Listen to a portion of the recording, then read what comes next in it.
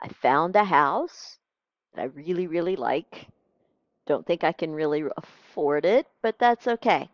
It's a great little mountain house, $335,000, and I checked and I'd qualify for 6.141% interest on a 30-year mortgage. So now I've shifted over to the Google Sheet template payment calculator. The house is $335,000 and I've already got my 6.141% annual interest rate entered. Compounding is 12 months per year for 30 years. Enter all of that information and I see that my monthly payments would be $2,038.96. Now, if you're looking over here and seeing a different value, that's because they're incorporating some other information into the payment.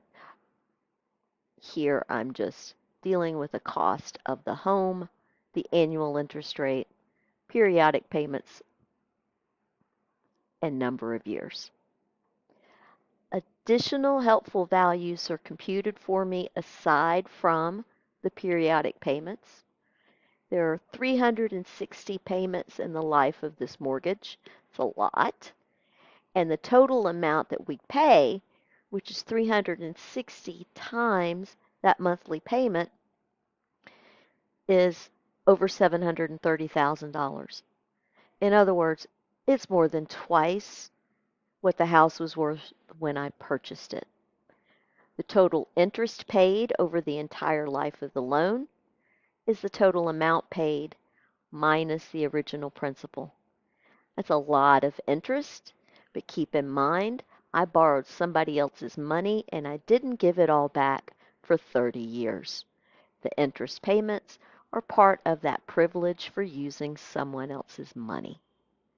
So again, enter the principal, the interest rate as a percent, number of periods per year, and the number of years, and the monthly or periodic payment will be computed for you along with some additional helpful info.